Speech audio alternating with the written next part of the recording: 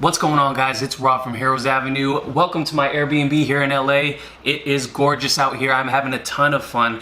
If you guys have been following our community tab, you know that I'm out here celebrating my birthday weekend. And by the way, thank you guys for all of the wishes. It really means a lot to me, and I'm just glad to bring you guys along. So the highlight so far has been my actual birthday, which was yesterday. It was the Warner Brothers tour, as well as the Quentin Tarantino rooftop movie that we saw at night. It's been amazing.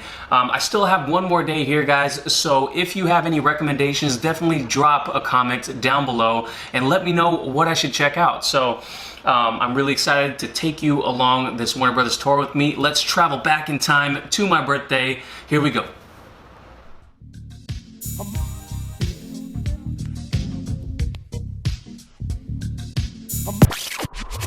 And it has just turned 12 o'clock. It is officially my 30th birthday, and I wanted to make sure that I celebrate with you guys. So here's to being 30 years old. I hope you guys are having fun wherever you guys are. Cheers to being 30. It is, what is it, Thursday? Yes. It's Thursday, August 8th. The day is finally here. We're heading to Warner Brothers, the WB tour, but first, where are we going? Coffee. Exactly.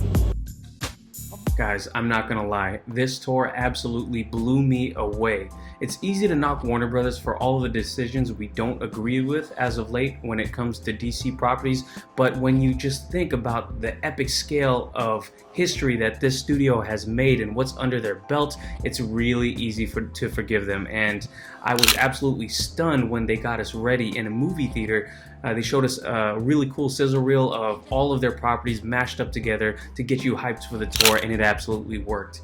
They start off by showing you the sets, which they actually named by the streets in the sets. And these streets and sets are used for multiple different properties, not just one, two different movies. They reuse these actual streets that they've built within their studio. And for example, this right here, they used for the original Flash TV show back in the, 70s or 80s?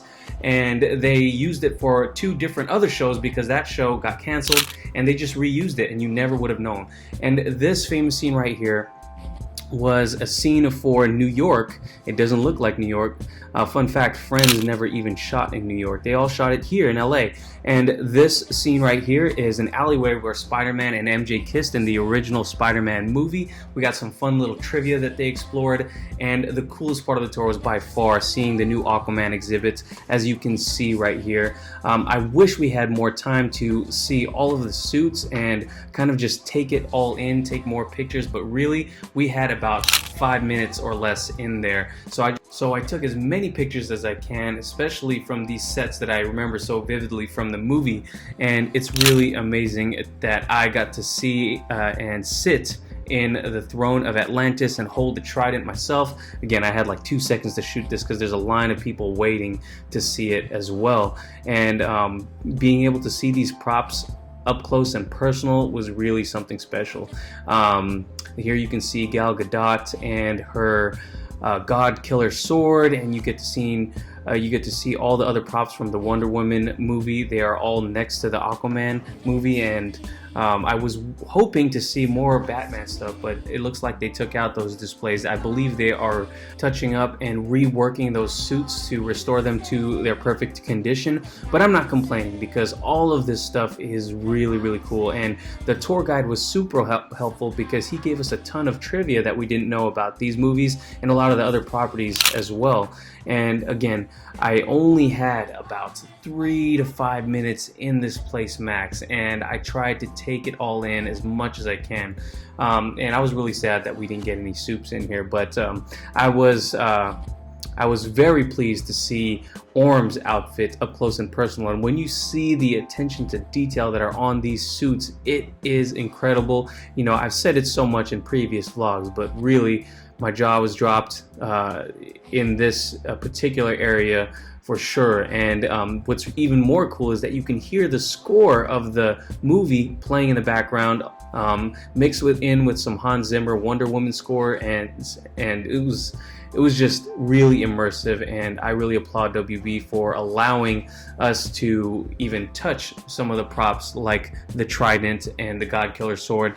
As you can see here, a lot of people were crowding around Black Manta, and I was hoping to get a good picture in there. I might have gotten a few pictures or so, but look at this Black Manta suit. If you guys remember, I made a Black Manta cosplay back in March, and I think I did a pretty good job for someone who doesn't consider himself a cosplayer, but man, I wish I could have a suit that's just like this. I might reattempt making that suit again, and I'm really happy for this picture that I got here. I wish I was standing a little more to the left. But then we get to go into the Batman area, which you see the Batmobiles and all the vehicles from back in the 60s up till today.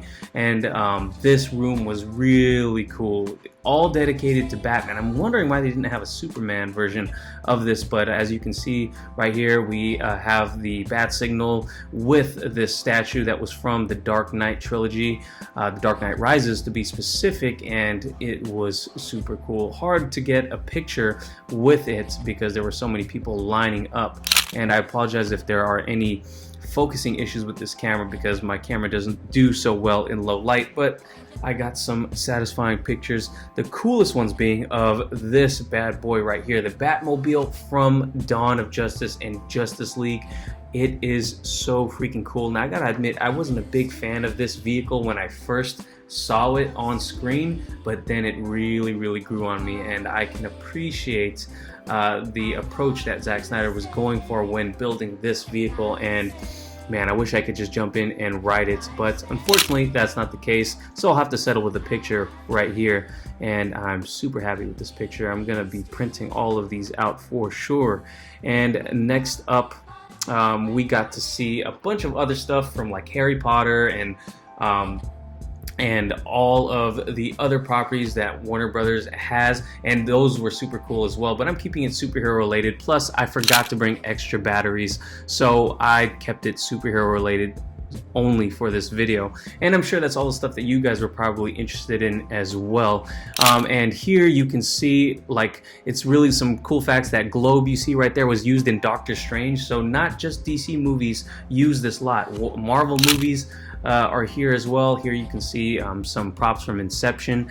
They have over 500,000 pieces of props in this room that we're looking at right here.